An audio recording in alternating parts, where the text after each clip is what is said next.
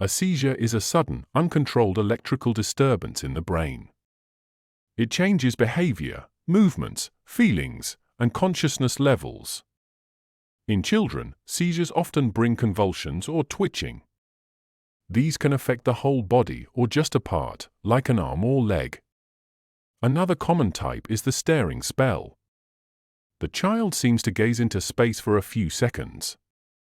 In severe cases, there's loss of consciousness or awareness. Some children feel fear, anxiety, or déjà vu. But convulsions, twitching, and staring spells are most common in children. Seizures are not always epilepsy. Let's look at common causes in children. Febrile seizures are most frequent. They come not from epilepsy, but fever.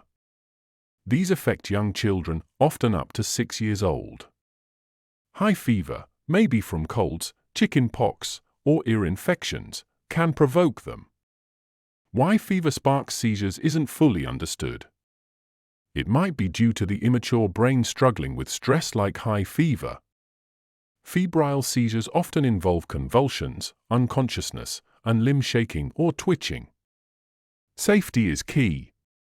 Put the child on a soft surface, away from objects, and on their side to keep airways open and prevent choking. Fever medicines like acetaminophen or ibuprofen help. After a seizure, a doctor's check is needed to rule out other conditions.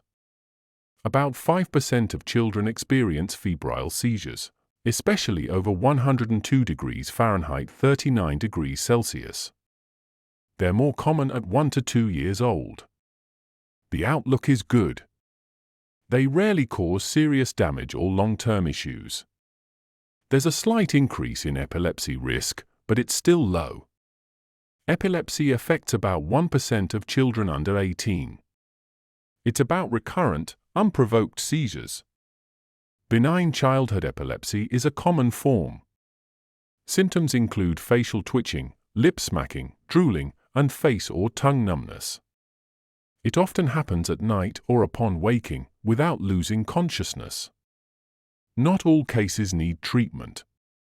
Severe ones might need drugs like levetiracetam, carbamazepine, or oxcarbazepine. These are taken daily for years, often 2 to 3 years beyond the last seizure. Lifestyle changes, like stress reduction and regular sleep, are important. Most kids outgrow this epilepsy in adulthood. Childhood absence epilepsy is the second common form. It involves brief awareness lapses, looking lost for 5 to 10 seconds, often with blinking or chewing.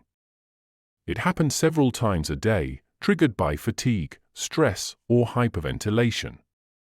An EEG, showing 3 Hz spike wave discharges, is key for diagnosis. The outlook is good, with 70% of kids outgrowing it in adulthood. Treatment includes ethosuximide, valproic acid, or lamotrigine, effective but needing long-term use.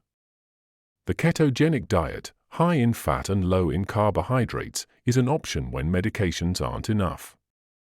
Temporal lobe epilepsy is also common, causing convulsions and sometimes unconsciousness. The temporal lobe handles emotions and memory. Many childhood epilepsies resolve in adulthood, but some continue or change form. Juvenile myoclonic epilepsy, for example, can start in adolescence and persist into adulthood.